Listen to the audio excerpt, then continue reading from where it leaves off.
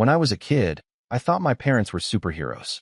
You know that feeling when you're 5 years old, staring up at people who seem to know everything and control everything.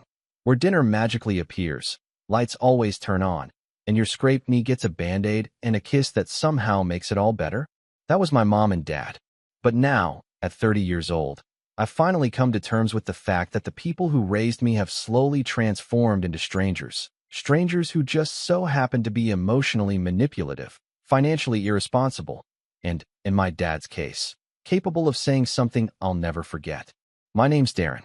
I'm 30 now, living in a modest 2-bedroom apartment in Seattle with my dog, some half-dead plants I swear I'm trying to keep alive, and a solid job in data analysis that pays the bills, funds my quiet hobbies, and gives me the kind of peace I never had growing up. I'm not rich, but I'm stable. And to my parents, that apparently makes me an ATM with a guilt button. It started earlier this year with a call in January. "Hey, Darren, we just need a little help to get through this month," my mom had said. Her voice was soft, even sweet, like it always is when she's about to ask for something. They needed $5,000 to catch up on mortgage payments, cover some bills, and get back on track. I didn't ask too many questions. I just sent it. I told myself it was fine. I could afford it. And they raised me, right? This was me giving back. Then came the second call in April. This time it was my dad. Less sweet, more direct. "Look, I'll just be honest with you, Darren. We're in a tough spot. We made some investments that didn't pan out, and the bank's threatening action. We just need $10,000. You'll get it back, I swear." I hesitated. 10 grand wasn't pocket change. But then I thought about my siblings, my younger sister, Vanessa, who's still floating through her 20s like it's a gap year that never ended, and my brother, Jason, who's always between jobs, but somehow has a new gaming console every time I visit. They weren't stepping up. They never did. It was always me. So I caved. Again, wired them the money, told them it was the last time, and tried not to think about what they were doing with it. But in the back of my mind, something started to crack. A little voice that kept whispering, "This isn't helping them. It's enabling them." And then came the third call, just last week. I'd just finished walking Baxter, my overly dramatic beagle who insists on sniffing the same 3 bushes for 20 minutes every night. I was back on the couch, heating up leftovers, when my phone buzzed. Mom's name flashed across the screen. I didn't answer at first. I let it go to voicemail. But then, 5 minutes later, it rang again. This time, Dad. "Hey." I answered, pressing the phone to my ear as I stirred the pasta in the microwave. "Darren," he said without preamble. "We need 15 grand. I froze. "No, how are you?" No lead-in. Just straight to the point. 15,000. I repeated, stunned. "For what?" "The house," he said. "The bank's pushing hard. We're trying to refinance, but we're short, and your mother's been stressing herself sick over this. We figured, look, you helped us before, you can help us now. Just this one last time." That phrase, "just this one last time," it made my stomach twist. Because I knew it wasn't the last. It never was. "I'm sorry," I said quietly, steadying my voice. "I can't. I've already helped twice this year. I told you last time, it was the last time. I have to take care of my own life, too." The silence on the other end wasn't just awkward. It was heavy, ominous. And then my dad snapped. "You know," he said, voice rising in a way that made me instinctively pull the phone away from my ear. "We'd actually have money saved if you were never born, and we didn't have to raise you." It hit me like a slap. My breath caught. I didn't even respond. I just hung up, blocked his number. Then Mom's. Then Vanessa's, who texted me 30 seconds later saying, "Please just talk to him." Then Jason's, who added, "You're being selfish, man." Now they're saying I'm heartless. That Mom and Dad might lose their house. That I'm the reason. But here's the thing. This isn't just about money. This is about years of being the responsible one. The one who always handled things, kept quiet, didn't make waves. It's about being the oldest and carrying everyone's burdens without question. It's about how I was treated growing up. Not just differently, but like I owed them something for being born. Like my life was a bill they never stopped paying, and now it was time for me to reimburse them with interest. And maybe I would have kept helping. Maybe I would have found a way to justify one more check. But when he said that, when he said they'd be better off if I'd never existed, something inside me snapped, too. Not in anger. In clarity. It wasn't the first time he said something cruel. Just the first time I finally believed he meant it. And that's where everything started to change. I haven't told anyone else this yet, not even my best friend, not even my therapist. I'm still processing, still trying to figure out what I'm going to do. But something tells me this time, I'm not going to let it slide. Not again. Because I'm done being the fallback plan. I'm done being their emotional crutch and financial safety net. And if my siblings think I'm heartless for walking away, they haven't seen anything yet. I didn't sleep the night he said it. I lay there staring at the ceiling, Baxter snoring beside me, my mind racing through 1,000 memories I didn't ask to relive. My dad's words echoed, on loop. We'd actually have money saved if you were never born. It didn't matter how I twisted them in my head, tried to file them away as an emotional outburst, or tell myself he didn't mean it. Because he did. You can't say something like that unless you've thought it before. And something told me that wasn't the first time the thought crossed his mind. Just the first time he said it out loud. The next morning, I didn't reach out. I didn't unblock anyone. I went to work, I answered emails, I took my lunch break and watched dumb videos to drown out the noise in my head. And when I came home, there were 5 voicemails waiting for me. 2 from Vanessa, 1 from Jason, and 2 from a number I didn't recognize but immediately knew was either my mom borrowing a friend's phone or my dad using his work line. I didn't listen to them, but I did open my email.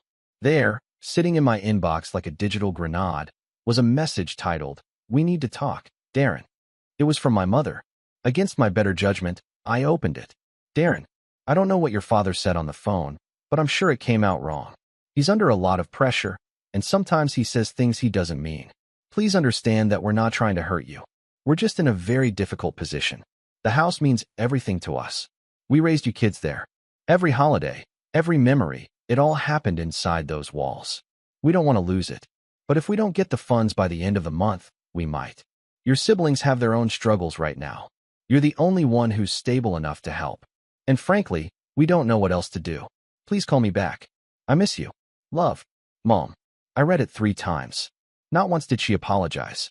Not once did she acknowledge what my dad said, really said. Not once did she ask how I was doing.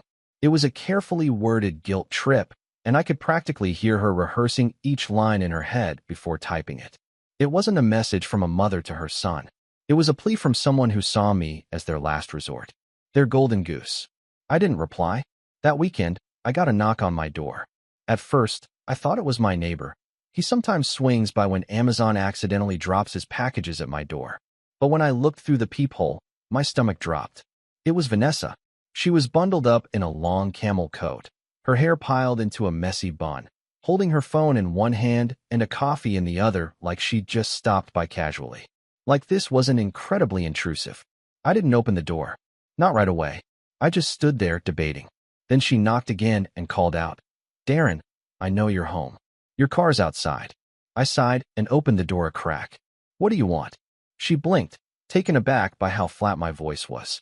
"Can I come in?" "No. Seriously? You showed up uninvited." "I'm asking you seriously." She gave an annoyed huff and crossed her arms. "Okay, fine. I'll say it from here. Mom's been crying for 3 days. Dad's barely eating. You can't just ghost the whole family because of one phone call." I clenched my jaw. "You don't know what he said." "I don't care what he said," she snapped. "He was upset. You're not being fair." I just stared at her. I couldn't even form words at first. "You don't care what he said?" I repeated, slowly. "Vanessa, he told me they'd be better off if I was never born." She didn't respond. She looked away, eyes suddenly shifting to the cracks in the pavement. "Yeah," I said bitterly. "That shut you up." "He didn't mean it," she muttered, finally. "He just lashed out. Look, I get it, okay? They messed up. But you know Dad. He doesn't apologize, but that doesn't mean he doesn't regret it." I almost laughed. "He doesn't apologize? Why is that an excuse?" "It's just who he is," she said with a shrug, as if that explained everything.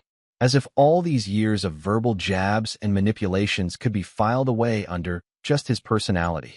"No, Vanessa, it's not just who he is. It's who he chose to be."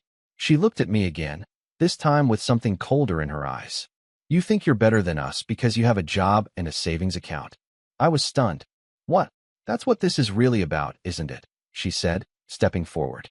"You've always been the favorite in the eyes of outsiders. The one who got out. The one who made it. But you're just as selfish as the rest of us. You just hide it better." I stared at her, feeling something shift inside me. I had taken care of her when we were kids, covered for her when she snuck out, helped her with college applications she never submitted, gave her rent money twice when she moved out, and burned bridges with 2 different landlords. And now here she was, standing on my doorstep, calling me selfish.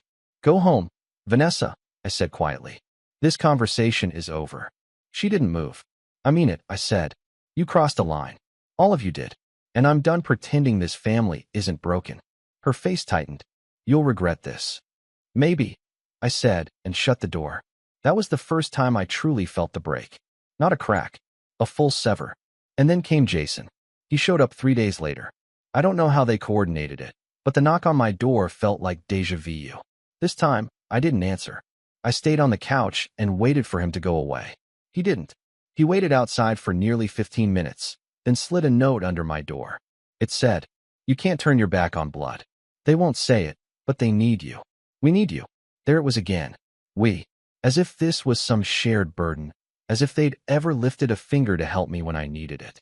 Jason had always been the charming one, the peacemaker, the one who laughed off every problem until someone else dealt with it. And now he was trying to pull me back in with poetic little notes and emotional blackmail. But the worst part, the real twist of the knife, didn't come from any of them. It came from the letter I got in the mail 5 days later. It was addressed to me, in my mother's handwriting. Inside was a printout of a loan application, a joint loan, with my name on it, and a forged signature. At first, I didn't even understand what I was looking at. Then I saw the amount, $20,000, and the lender, a local credit union I'd used years ago for a car loan. My chest went tight. My hands started to shake. I called the bank immediately, and after verifying my identity, they confirmed it was already being processed. The funds hadn't been disbursed yet, but the application had been submitted. My own parents had forged my signature. I don't know what scared me more, that they had the audacity to do it, or that they'd clearly planned it. I hung up the phone, heart pounding, rage boiling, and sat in silence for a long time. And in that silence, something in me hardened. This wasn't just about a toxic family anymore. This wasn't about guilt or obligation or even forgiveness. This was war, and I was done playing nice. I didn't cry when I saw the loan documents. I didn't scream, or call them, or throw anything against the wall like you'd see in a movie. I just sat there, the papers shaking in my hand, my stomach in knots, and I went completely still. The kind of stillness that comes when a part of you shuts down. A quiet implosion. I called the credit union first, then the fraud department. I filed a report, explained that the signature was forged, that I had never agreed to the loan. I was put on hold multiple times, transferred between departments. I had to fax over copies of my driver's license and old signatures. I had to write a statement explaining everything. And when the woman on the other end of the line finally said, "Okay, we'll halt the processing," I felt a brief, fleeting sense of relief. Until she added, "We'll also have to investigate the origin of the application. If the names you gave match our records and someone used your identity, this could become a legal matter. Are you prepared for that?" Prepared? I wasn't even sure how to breathe. I said yes. What else could I say? After I hung up, I sat in my kitchen for hours. Baxter curled up at my feet, sensing something was wrong, but not understanding what. I looked around at the life I'd built, modest, stable, mine, and felt it wobble like it was on glass legs. Not because of the money, but because it was the last straw. How do you come back from that? My parents had always been manipulative. They twisted guilt into an art form. But forging my signature for a $20,000 loan? That wasn't just desperation. That was betrayal on a level I didn't know they were capable of. And suddenly everything from my childhood looked different. I remembered the times my allowance went missing, only for Mom to say I must have spent it and forgot. The savings bonds from my grandparents that disappeared mysteriously when I turned 18. The way my college fund dried up during my junior year, even though I had been told for years it was there and growing. Back then, I had blamed bad investments, like they said. But now I wasn't so sure. The fall didn't happen all at once. It never does. It came in waves. I stopped sleeping well. I started skipping meals without realizing it. My work started to suffer. I'd be in the middle of writing a report and suddenly find myself staring at the screen, not remembering what I was even doing. My boss pulled me aside after a week and asked if everything was okay. I lied and said I was dealing with some health issues. He nodded with concern and told me to take whatever time I needed. So I took a few days off. Not to rest. To clean up. I made copies of every message, every email, every document. I opened a secure folder on my computer. I password locked my online banking and set up alerts for every transaction. I even spoke to a lawyer, an old college friend who specialized in family and financial disputes. I didn't tell him everything, just enough. He told me what steps to take, how to protect myself, what documentation to save in case this escalates. That phrase chilled me. In case this escalates. As if we weren't already on a cliff's edge. But through all of that, I didn't talk to anyone about it. Not even my closest friends. I didn't want pity. I didn't want to answer the inevitable question. Are you going to forgive them? Because I didn't know. All I knew was I felt hollow. Like someone had scooped out everything good in me and left a shell behind. The lowest point came the night after I got an email from the credit union's fraud team. They confirmed the IP address on the loan application had come from my parents' neighborhood. That was it. The confirmation I didn't want but already knew. No more room for denial. I went for a drive that night. It was cold. Rainy. Baxter curled in the passenger seat while I drove aimlessly through Seattle's side streets, the city lights bleeding through the windshield. I pulled over near the waterfront, shut off the engine, and just sat there. I thought about calling them. Just once. Maybe to scream. Maybe to cry. Maybe to ask them why. But the phone stayed in my pocket. Because I already knew what they'd say. They'd deny it. Or worse. They'd say it was my fault for not helping them when they asked nicely. That night, I realized something. I wasn't grieving just the betrayal. I was grieving the illusion of who I thought they were. I wasn't their son. Not really. I was their safety net. Their retirement plan. Their bailout fund. And the second I said no, they cashed out anyway. That's when the rise began. It didn't start with some grand epiphany. No Rocky-style training montage. Just a quiet morning where I woke up, made coffee, and decided to take my life back. The first thing I did was call HR at work. I told them I needed a referral for mental health support. They gave me a list of therapists, and by the end of the week, I had my first session booked. Her name was Mel. Mid-40s, kind eyes, no-nonsense attitude. I told her everything, slowly, carefully. She listened. She didn't rush to tell me it would all be okay. She just let me be, which was exactly what I needed. In our third session, I asked her, "Is it normal to feel like your whole childhood was a lie?" She nodded and said, "It's normal to feel that way when the people who raised you turn out to be something else. But that doesn't make you a lie. It just means you survived." Survived. That word hit me hard. I wasn't broken. I was a survivor. And survivors rebuild. I started journaling. Not every day, but often enough to get the thoughts out of my head and onto paper. I went back to work with new focus, slowly regaining my rhythm. My boss noticed. He gave me a quiet thumbs up in a meeting that made me smile more than it should have. I took up running again, something I hadn't done since college. It wasn't glamorous, just laps around a nearby park with Baxter in tow, but it felt good to move, to sweat, to let my body remind me I was still here. I also started setting boundaries in ways I never had before. I blocked any number I didn't recognize. I told mutual family friends, when they called or messaged, that I wasn't discussing the situation. If they pushed, I ended the conversation. I didn't need anyone's approval or permission to protect my peace. But the most important shift happened quietly, in the way I started thinking about myself. For the first time in years, I stopped defining my worth by how helpful I was, by how much I could give. I started asking what I wanted, what I needed, and I realized I wanted more. More joy, more space, more distance from the wreckage of my family's dysfunction. So I started planning. I made a list. Things I'd been putting off because I was always waiting for the right time or saving just in case. Travel, classes, even small things like upgrading my furniture or trying new recipes. I bought a new mattress, booked a weekend trip to Vancouver, signed up for a pottery class at a local art studio just because it sounded fun. None of it was extravagant, but it was mine. Every choice, every dollar spent, it was for me.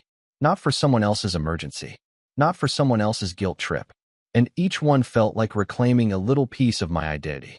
And slowly, very slowly, I started feeling like myself again. Until one day, a letter arrived. Not an email, not a call, a physical letter. Handwritten, no return address. I almost didn't open it. But curiosity won. Inside was a single page. "Darren, I don't expect you to forgive me, but I need you to know that your mother didn't know about the loan." That was me. She didn't want me to do it. We fought. She cried. I did it anyway. I know you probably hate me now. I deserve that. But I need you to understand. I wasn't trying to hurt you. I just didn't see another way. We're losing everything. Dad. That was it. No apology.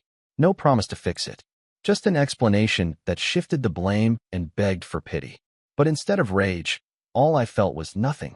Not coldness. Not even resentment. Just the confirmation of something I'd already known. He wasn't sorry. He was desperate. And desperate people don't change unless they're forced to. Which meant if I wanted closure, peace, or even just distance, I'd have to make it happen myself. And I would. Because I wasn't that scared little kid anymore. I wasn't the responsible one or the fallback plan. I was done surviving. It was time to take control. It took me a week to decide what to do with the letter. I read it twice the first day, folded it neatly, tucked it in the back of a drawer I rarely opened. Not because I wanted to keep it, but because something told me I might need it later. And when you're dealing with people like my father, you learn quickly that everything is evidence. Even his pathetic attempt at a confession. Mel, my therapist, asked me what I wanted to do next. Honestly, I told her, I want to disappear. I want to walk away from all of it and never look back. She nodded. Then why haven't you? I hesitated. Because the truth was, a part of me wanted to disappear, but a bigger part of me wanted them to watch me disappear. I wanted them to feel it. I wanted them to sit in the house they almost lost, surrounded by unpaid bills and failed schemes, and finally understand that the person they always assumed would catch them was gone. Not angry, not yelling, just done. But more than that, I wanted them to answer for what they did. Not just to me, but to the version of me that wasted decades trying to earn love that was conditional. The kid who believed that if he gave enough, been enough, stayed quiet enough, he'd be enough. So I stopped thinking about forgiveness, and I started planning revenge. Not the dramatic, movie-style kind. I wasn't going to key their car or burn bridges on social media. That wasn't me. I was going to take back what they stole, and then some. But first, I needed to understand exactly what I was dealing with. I started with their house, the one they were so desperate to save. It took some digging. But public records are public for a reason. After a few hours scouring county tax records and mortgage filings, I found it. The deed, the lien history, and the most recent refinancing attempt. And what I saw made me sit back in my chair and whistle low. They weren't just in trouble. They were drowning. The house had been refinanced 3 times in the last 5 years. The original mortgage had ballooned with bad interest rates, and based on the latest filing, they were behind by at least $30,000. The bank hadn't foreclosed yet, but the pre-foreclosure notice had already gone out. In short, they were out of options. Unless, of course, they had someone like me. Someone with good credit. Someone with stable income and no debt. Someone they'd tried to use. I kept reading. A name kept popping up on the paperwork. A man named Doug Wexler. He wasn't a family friend or neighbor. He was a private loan officer affiliated with a smaller regional lender known for giving risky loans to desperate borrowers. I looked him up. Sleazy as they come. Reviews were full of horror stories, jacked up fees, balloon payments, threats of legal action over missed payments. And my parents had gone to him? That told me everything. They were running out of people to manipulate. I filed that away. Next, I dug through my own records. Bank statements, transfers, old texts, even screenshots of Venmo receipts from years ago when I'd sent them a little something to help. I added it up. Over $67,000. That's how much I had given them over the last decade. Some of it small, some of it huge, all of it unreturned. I stared at that number for a long time. Then I pulled out my phone and called someone I hadn't spoken to in years. Her name was Gina. She was my mom's cousin. We hadn't been close growing up, but I remembered her being one of the few adults who saw things. She was blunt, smart, and always had this way of calling out family BS without flinching. "Darren?" she said when she answered. "Wow, I haven't heard from you in what, 10 years? 8, I said. "But yeah, a while. What's going on?" "I need some context," I said. "About my parents. About the family." There was a pause. "Is this about the loan they tried to take out in your name?" My stomach dropped. "How did you know?" She laughed, but there was no humor in it. "Because they tried the same thing with me last year. Didn't get far." I shut it down fast. "But they're scrambling, Darren. They've burned a lot of bridges." I exhaled slowly. "Why didn't you tell me?" "Because I figured you were still playing the role of good son. Didn't think you'd believe me." I sat with that. She wasn't wrong. Gina and I talked for over an hour. She filled in gaps I hadn't even known existed. Turns out, my parents had borrowed money from several relatives over the years. Small loans, big loans, everything in between. My mom had even told one cousin that Darren's doing great. He promised to pay it all back once he gets promoted. They were using me as collateral for other lies. I asked Gina if she still had any of the messages or paperwork. She said yes. I asked her if she'd be willing to share it. She didn't hesitate. That was step one. Step two was contacting the credit union again, this time to press fraud charges. Not just cancel the loan. I wasn't playing nice anymore. The rep explained that since the application had been stopped before the funds were released, it fell into a gray area. But if I pursued it formally, they'd be required to investigate, and it could become a legal matter for the person who submitted the form. "Do you want to proceed?" she asked. "Yes," I said. "I want a full investigation." And just like that, I stopped being their son and became their liability. Step 3 was protecting myself. I froze my credit with all 3 bureaus, set fraud alerts, updated my legal will to exclude them completely. I even added a line stating that any claim of dependency or financial ties to them was false and should be considered attempted fraud. Mel said I was finally establishing boundaries. But it felt like more than that. It felt like justice. Then came the opportunity one hadn't expected. My job had recently partnered with a local financial literacy nonprofit to offer mentorships for young adults trying to escape cycles of generational debt. They were looking for volunteers, people with experience navigating family financial abuse. I signed up. It was weird at first, talking to strangers about money, about shame, about boundaries. But every time I told a piece of my story, I felt lighter, stronger. And every time someone nodded and said, "That's exactly what I'm going through," I realized I wasn't alone. For the first time in years, I felt like I had power. Not over them, over myself. But the real setup, the move that would shift everything, came when I discovered something buried in an old shoebox at the back of my closet. It was a copy of the deed to a small plot of land in Oregon. My grandfather's, left to me when he passed, but never developed. I had completely forgotten about it. I called a real estate agent friend, asked him to assess it. He called back a week later.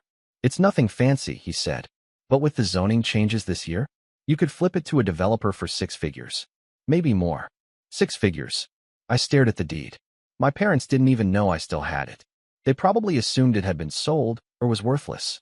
But it wasn't. And suddenly, an idea formed. An idea that would give me closure, leverage, and one last message they'd never forget.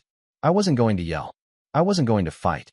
I was going to build something from the wreckage and then show them what they lost. But first, I needed to make sure the pieces were in place. The fraud case was moving forward. Gina had emailed me every document she had. The financial mentorship program wanted me to speak at an event.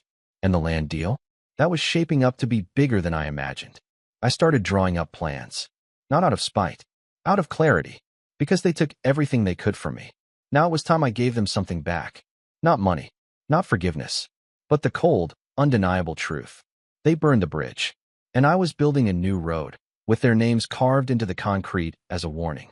It was quiet the morning everything fell into place. I made coffee like I always did, black, strong, 2 sugars. Baxter sat by the window watching birds he'd never catch. The sky outside was gray, soft with fog, and I remember thinking it felt like the right kind of weather for what I was about to do. Not dramatic, not loud, just inevitable. Revenge doesn't always come with a bang. Sometimes it arrives dressed in silence and paperwork, disguised as professionalism. By that point, the fraud case was officially opened. The credit union's investigation had wrapped. My father was flagged for identity theft. They confirmed the IP match, the timing, the forged signature, and even a phone call he made to clarify details on my behalf. He had pretended to be me, used my name, my social security number. The email he listed on the application was an old Gmail I hadn't used in 5 years, probably pulled from an old form or bill I left at their house. He hadn't just crossed a line. He built a whole damn bridge over it and set fire to everything behind him. They informed me that since I pressed charges, the matter would be handed off to a local prosecutor. There was a possibility of restitution. Jail time was unlikely. First-time offender, nonviolent. But the charge would stick on his record unless he fought it in court and won. I didn't flinch. Let him try. But that wasn't the satisfying part. Not yet. That came when I sold the land. The Oregon plot. The one my grandfather left me in a forgotten corner of his will, hidden beneath years of silence and legal dust. I hadn't thought about it in a decade, but it turned out the area around it had grown into a hot market for eco-retreat developers and tiny home communities. The buyer who reached out was a startup with a mission to turn abandoned plots into modern rustic escapes. They offered me $142,000. Cash. I signed the papers the same day. And then I bought the house next to my parents. No, not the house they lived in, the one next door.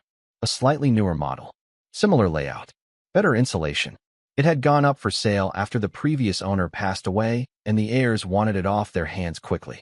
The moment I saw it listed, I knew it was the perfect piece of the puzzle. I didn't buy it to move in. I bought it to watch. To remind them, every day, that I wasn't hiding. I wasn't struggling. I wasn't begging anyone for help. I was thriving. And I made sure they knew it. The first time I visited the property, I parked in front of their house, just long enough for my mom to peek through the curtains. I waved. She didn't wave back. The second time, I brought a contractor. We stood on the lawn, pointing at the fence line, talking about landscaping, tree removal, and remodeling plans. My dad came out to take the trash and saw me. We locked eyes. He didn't say a word, just turned and walked back inside. By the time the third visit rolled around, I had a key. And an idea. I installed security cameras that faced their driveway, but not illegally, just enough to make them wonder. I had the siding redone, a new mailbox installed, and I had the contractor leave a for lease, contact Darren sign in the window for 2 weeks. It was a fake number. No one would answer, but it sent a message. I'm not going anywhere, and I'm not yours anymore. Meanwhile, the family began to fracture. Gina told me that once the fraud charges hit, the ripple effect was immediate. The extended relatives started pulling away. People who had quietly lent my parents money realized they weren't the only ones. The group chats dried up. Invitations stopped. And when the rumor of the criminal investigation reached the church committee my mom volunteered for, she was asked to take a break from leadership. Vanessa reached out, one last time. A long, emotional text full of half-baked apologies, blaming stress, economy, mental health, family pressure, and how hard things have been since Grandma passed. She didn't mention the loan. She didn't mention what my dad said. I didn't respond. Jason emailed, not to apologize, but to ask for advice on how to rebuild trust with people after things fall apart. I told him to start with honesty. He never replied. And my parents? They went silent. Utterly, completely silent. Until the foreclosure notice went up. Not on my property. On theirs. I saw it one morning, stapled to their front door. I had just pulled into the driveway next door to check the locks and update some paperwork. Baxter was in the back seat. I glanced over, saw the paper flapping slightly in the breeze, and just stared. It was official. The bank was reclaiming their home. They had 60 days to vacate. I didn't smile. I didn't feel joy, but I felt something I hadn't felt in a long, long time. Peace. They had every chance. Every opportunity to turn things around. I had given them more than most children ever do. Forgiveness, patience, money, time. And still, they had chosen to betray me, manipulate me, and attempt to steal from me. They didn't need a lifeline. They needed consequences. In the final days before the eviction, my mom tried one last move. A letter. No envelope. Just folded, taped to my front door at the house next door.